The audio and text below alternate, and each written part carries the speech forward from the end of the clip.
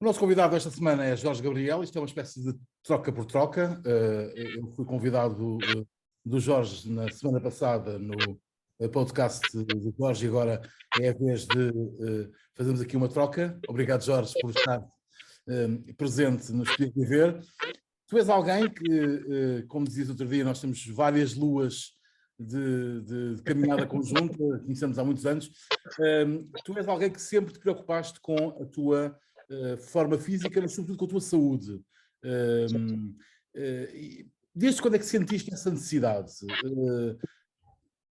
Nuno, obrigado em primeiro lugar por também me honrares com o convite para participar neste teu projeto, que é uma excelente ideia, e depois para poder corresponder com uma das necessidades, creio eu, de cidadania de qualquer figura pública, que é de dar o corpo ao manifesto, porque não chega apenas nos juntarmos a campanhas e ficarmos muito bonitos em fotografias, em pose, é preciso mesmo fazê-lo, aplicar aquilo que apregoamos para que não só tenhamos o bom aspecto, a saúde que necessitamos, mas principalmente para que os outros possam olhar para nós e ver em nós também um exemplo que possam ou não querer seguir, mas pelo menos tentar fazer com que o nosso exemplo proporcione saúde aos outros. E, de facto, ocorreu numa ocasião em que eu estava com mais 15 ou 16 quilos, qualquer coisa assim dentro desse género, e eu tive uma crise que eu não sei explicar. Eu, de repente, não me conseguia sentar, eu não conseguia deitar, eu queria dormir e também não tinha posição para me deitar, e acabei por, numa poltrona, isto nas termas de Monfortinho, e arranjei uma poltrona com uma inclinação que me permitiu descansar nessa noite, porque eu não conseguia dormir. E o que é que eu tinha comido? Tinha comido enchidos, muitos enchidos ao jantar, já não me lembro exatamente o que é que comi, mas tinha comido em quantidade suficiente para que o corpo tivesse reclamado. Era uma prática tua? Sim, eu não tinha propriamente muito cuidado com a alimentação. Eu atingia um determinado peso e parava de comer em excesso. Imediatamente parava de comer em excesso. Bom, o que é que sucedeu? Eu fui a um médico aqui no Porto e o médico teceu-me duas hipóteses futuras. Ou eu mudava radicalmente o meu comportamento alimentar, ou eu arriscava-me a constar do lote de pessoas com uma doença nos intestinos. E a doença nos intestinos podia ir desde Crohn até uma doença oncológica. E eu optei por ter saúde. E a partir daquele instante, e foi mesmo daquele instante, porque eu saí do médico e assumi para mim que tinha de mudar o meu comportamento alimentar. E foi isso que eu fiz. Há 15 anos, talvez? 15 anos, sensivelmente. Sim, 15 anos. Foi pouco tempo depois de eu começar a apresentar a praça, poucos anos depois de eu começar a apresentar a praça. Portanto, eu faço 20 anos de RTP em fevereiro, salvo erro. Portanto, terá sido, pai, com 3, 4 anos de praça já. E por essa altura... Bem sabemos como se come bem aí no Porto. É verdade, come-se bem um pouco por todo o país, mas cá em cima come-se particularmente bem se o comer bem for equivalente a comer muito, não é? Porque já conversámos sobre isso no podcast, que a ideia que temos é de que comer muito é igual a comer bem, e nós sabemos que isso não é de todo verdade. Nós andamos a comer excessivamente há muito tempo, até os nossos recursos, aquilo que produzimos alimentarmente para a população mundial é escasso. Sabemos que a partir de junho já estamos a consumir aquilo que produzimos, só vamos produzir no ano seguinte, a partir de junho de todos os anos, e esta data tem-se reduzido.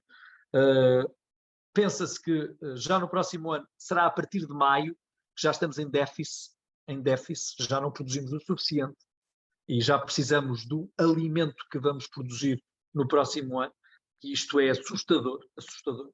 E, de facto, depois de adquirir um novo regime alimentar, ganhamos não só uma outra disposição para a vida, mas também ganhamos outros benefícios. Por exemplo, passamos a dormir melhor, passamos a concentrar-nos melhor, passamos a ter uma predisposição física para o exercício que não tínhamos, por muita boa vontade que tivéssemos, o próprio alimento, como demora mais tempo na sua digestão, leva o corpo a dedicar a sua atenção, os seus neurotransmissores, a dedicarem mais atenção à digestão e menos à prática física, e, portanto, tudo isto está estudado cientificamente e eu não estou a dizer nada que a maior parte daqueles que seguem este teu projeto já não saibam.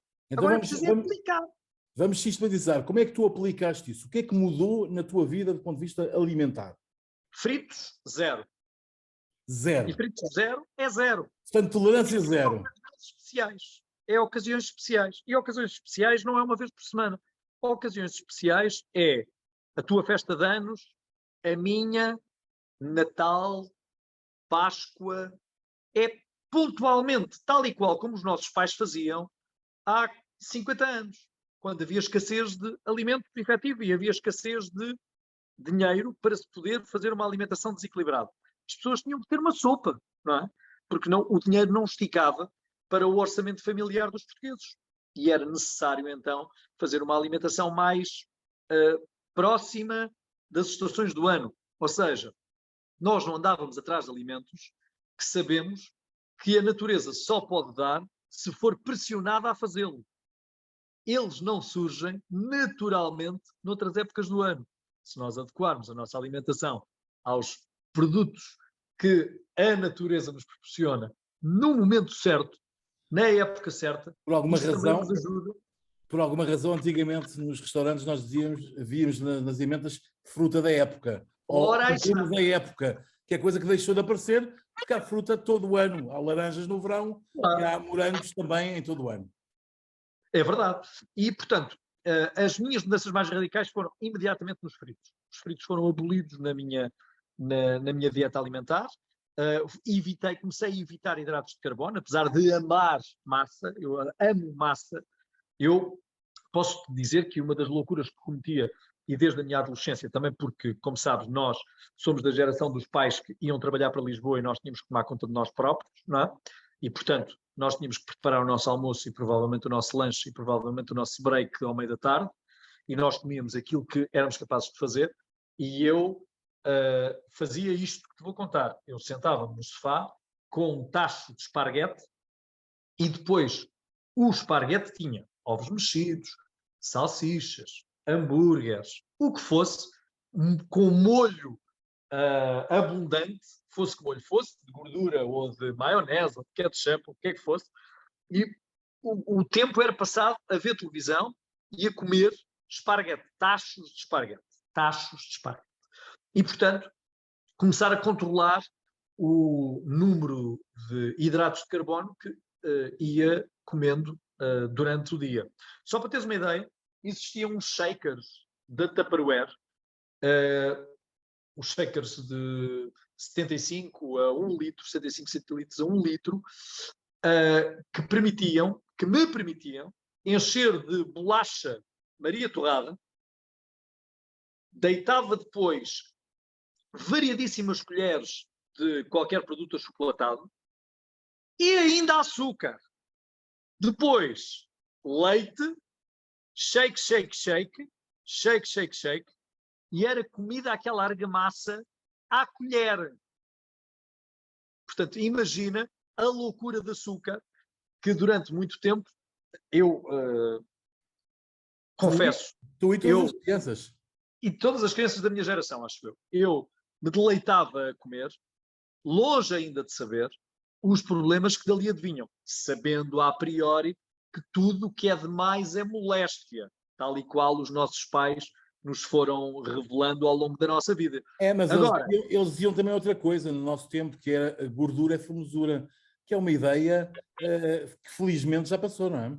Sim, completamente ultrapassada por vários motivos, não só por aquilo que os números nos indicam, mas principalmente por aquilo que os nossos pais, os nossos avós foram padecendo ao longo da sua existência e que os levaram a ter um saquinho de comprimidos permanentemente atrás para resolver mazela A, mazela B, doença C, compromisso D, e isso fez-nos despertar mais cedo, nós, mais cedo, na nossa idade adulta, é certo, já com algum tempo, com alguns anos e com idade avançada, mas a tempo de conseguirmos corrigir, apesar do nosso corpo ter memória, mas a tempo do nosso corpo conseguir corrigir alguns dos erros que cometemos na nossa adolescência, pré-adolescência e alguma idade adulta. Felizmente que fomos a tempo e que a sociedade de informação também foi disseminando estas notícias, não é? Que nos permitem ter uma vida melhor. Zero fritos, hidratos de carbono reduzidos, muita água para hidratar? Sim, isso é obrigatório. Eu não bebo menos de 1,5 litro, 2 litros por dia. Eu acho que não há uma quantidade certa, porque também há patologias que impedem a alguns de nós de bebermos tanta água e podemos ingeri-la através da sopa, por exemplo. A sopa pode ser perfeitamente o substituto da água. Por favor, evitem as bebidas açucaradas, tidas como chás, tidas como bebidas naturais sem açúcar. Leiam os rótulos, por favor, porque elas sabem muito bem e nós devemos desconfiar daquelas que nos trazem o apelo do açúcar, que nos fazem lembrar o açúcar. Porque se elas nos fazem lembrar o açúcar, alguma coisa lá tem de ter para substituir o açúcar. E se não é açúcar, serão alguns emulsionantes que não são benéficos para a nossa saúde. Daí nós temos a necessidade de sermos consumidores espertos. Consumidores espertos. Sim, o conhecimento é sempre a melhor arma. Olha, e quanto a exercício físico, tu és do tempo em que se jogavam umas futeboladas entre amigos, era uma coisa, nós aliás crescemos curiosamente muito perto, em concelhos vizinhos, e jogávamos a bola na rua, era uma coisa que se fazia. Hoje os miúdos são fechados a jogar consola, nós jogávamos a bola na rua. E de resto, o que é a tua prática, o que é que o teu corpo exige de exercício físico? Eu tento pelo menos ir ao ginásio ou ter uma sessão com a minha PT no mínimo 2 a 3 vezes por semana, no mínimo. E se não tenho oportunidade para fazê-lo com ela, vou-te mostrar qual é o meu aliado provocador permanente, porque ele está mesmo aqui atrás de ti, na câmara. Vou-te mostrar. Eu tenho que me cruzar com ela todos os dias. Estás a ver o que é? Estou, uma bicicleta estática. Uma bicicleta estática. Ela está exatamente no meio da sala. Portanto, eu se por qualquer motivo não tenho tempo para ir ao ginásio ou a minha PT não tem horário para mim, eu tenho a bicicleta aqui. Portanto, eu não tenho desculpa. Ela não está escondida numa divisão a que tu não vais... Não. Está em frente à televisão. Está em frente à televisão. Portanto, eu posso perfeitamente estar a fazer 1 hora de bicicleta e estando com a televisão ligada a ver os mais diversos canais.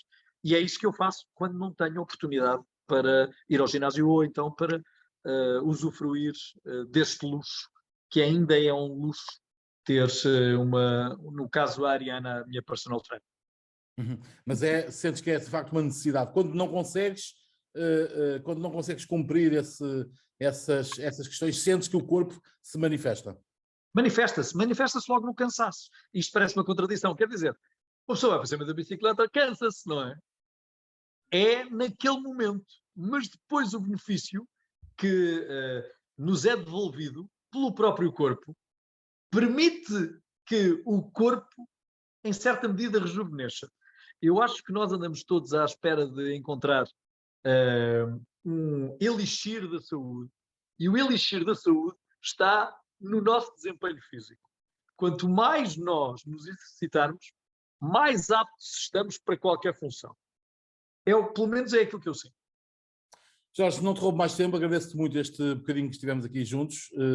Os tais 15 minutos que tinha falado ficaram com dicas muito importantes, quer ao nível da alimentação, quer ao nível do exercício físico, e sobretudo essa ideia de que devemos ser consumidores conscientes, porque as escolhas que fizemos hoje são seguramente os frutos que vamos colher amanhã. Daí também este projeto se chamar Escolher Viver. Não há boa saúde, não há boa vida sem escolhas bem informadas. Um abraço e vamos continuar seguramente a acompanhar-nos. É verdade.